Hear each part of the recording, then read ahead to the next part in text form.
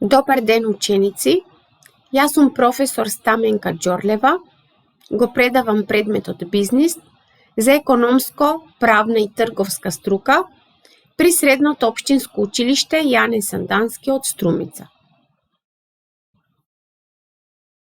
Во темата иновации и бизнис, денешната наставна единица е поим за истражување и развој, цели, методи, предмет и подрачје на истражување. Карактеристично за модерното време е настојувањето да се постигне одржлив економски раст, вработување, да се зголеми животниот стандард и непрекинато да се води борба за да се запознаат природните закони и богатства, за да може човекот да ја направи својата работа полесна. Сето ова придонесува да се појават се поголем обем на пронајдоци. Пронајдоците се резултат на истражувањето, а истражувањето е процес со кој предпријатието си обезбедува конкурентна одржливост на пазарот. Исто така, истражувањето предизвикува да дојде до забрзување на самото производство, за нов технолошки развој, кој се остварува со примена на иновациите и станува фактор кој силно влијае на конкурентната моќ на предпријатието. Некои истражувачки проекти вклучуваат производи и процеси кои ја осигуруваат иднината на компанијата на долг рок. Сите овие проекти имаат за цел да ги стават во движење предпријатијата, со што се постигнува постојана истражувачко-развојна активност. Постојаната истражувачко-развојна активност исфрла на пазарот нови и нови производи, кои што ги заменуваат или го скратуваат животниот век на постоечките. Најдобар пример за тоа е мобилниот телефон, кој што со осовременување на истиот, неговите перформанси придонесуваат за намалување на животниот век на калкулаторот, фотоапаратот, будилникот и скоро речи целосно исфрлување на фиксниот телефон од употреба. Затоа, можеме да кажеме дека сите модерни технологии некогаш го започнале својот живот со истражување. Впрочем, сите модерни технологии и денешните нови кои ги исфрлаат денешните нови производи, односно производите кои што ги среќаваме во секојдневието и кои во многу нешта ни го олеснуваат животот, се подарок од минатото како резултат на децении истражување. Истражувањето е долгорочен процес кој на предпријатието му носи развој. Под развој на предпријатието се подразбира процес на преминување на предпријатието од постојана во нова посакувана состојба. Развојот на предпријатието е последица од истражувачки процеси, чии резултати се имплементираат во работењето и придонесуваат за постигнување поголеми ефекти. Развојот неминовно носи квалитетни промени во предпријатието, чиј крајен резултат е промена на структурата на производството, како и подобрување на функциите воопшто.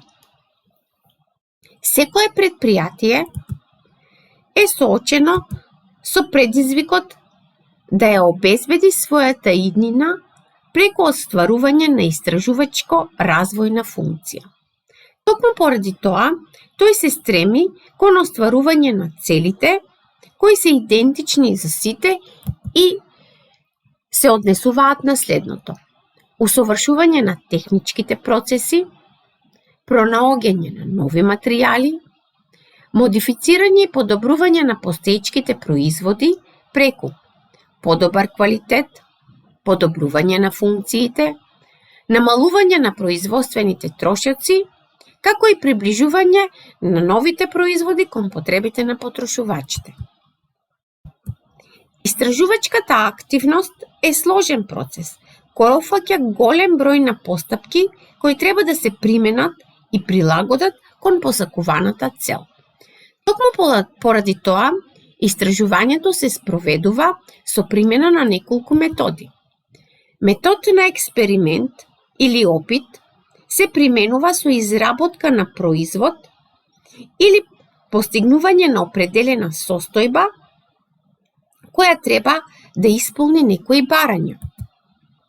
Метод на анализа се применува при теоретско емпириско истражување на постапки и процеси кои низ спроведените пресметки треба да ги потврдат очекувањата на истражувачите.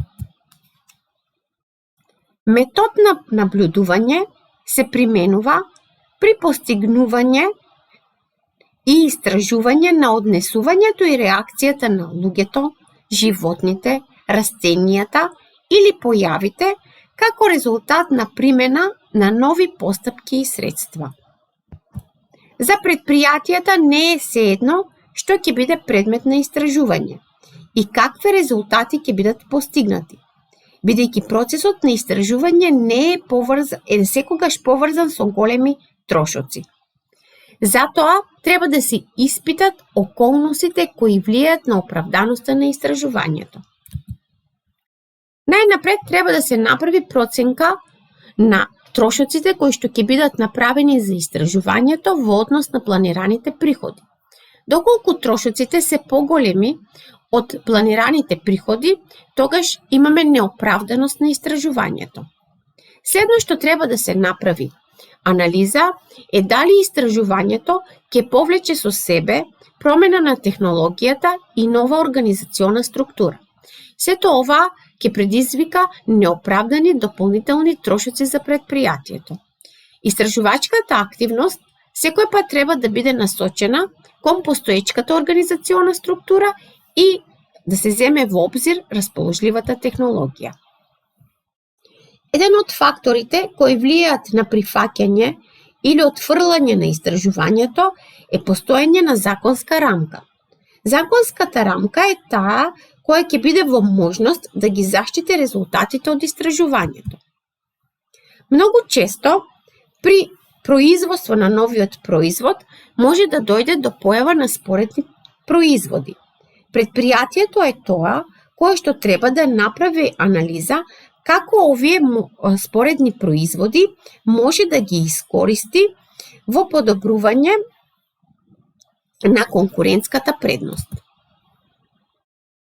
Доколку дојде до појава на отпадоци или материи кои се штетни за животната средина, тогаш предпријатието треба да превзема мерки за заштита на околината. Од сето наведено, можеме да заклучиме дека истражувањето представува системски контролиран процес за стекнување на нови знаења, неопходни за идентификување, определување и решавање на научни проблеми.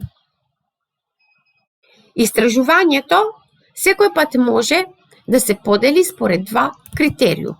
Според првиот критериум, односно според природата на истражувањето, имаме теоретски и емпириски истражувања кои се однесуваат на развој на теории за предмети, процеси и својства на објективната стварност кои можат емпириски да се изразат или потврдат.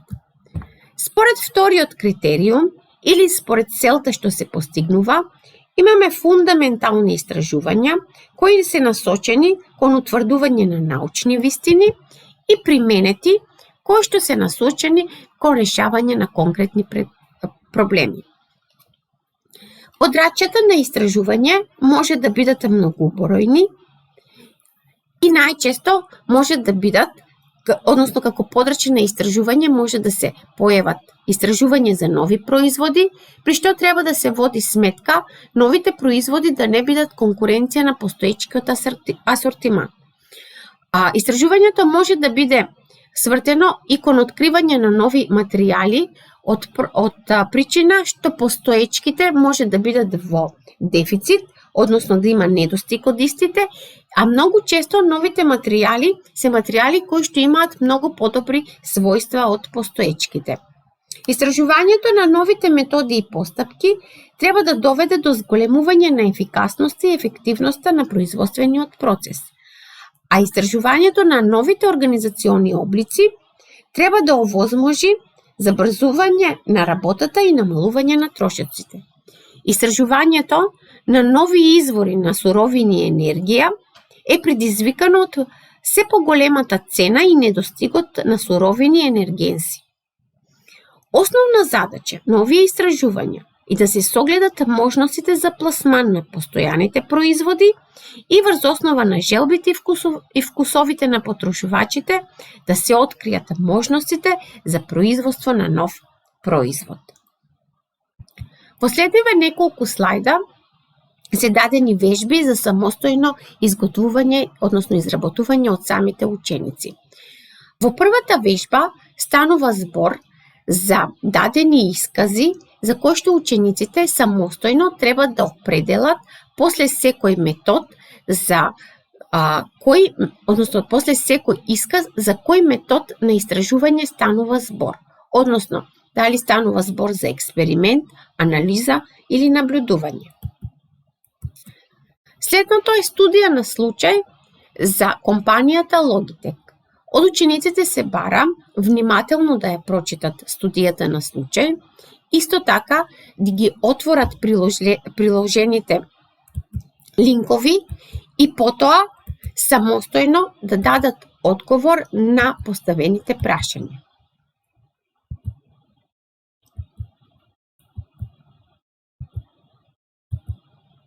Благодарам за вниманието.